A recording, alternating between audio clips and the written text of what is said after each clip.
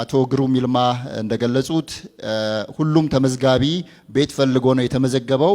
ስለዚህ እዚህ መለያ መርሃ ግብር ውስጥ መካተት ይፈልጋል፣ ቁጠባውንም ይቆጥባል የሚል እሳቤ ነው ያለው። ምክንያቱም እኛ የሰበሰብናቸው ሰዎች በጠቅላላ የቸገራቸው ቤት ነው። ስለዚህ ለሱ ደግሞ ይህ መርሃ ግብር አስፈላጊ ነው። ለዛ መስፈርቱን ያውቁታል።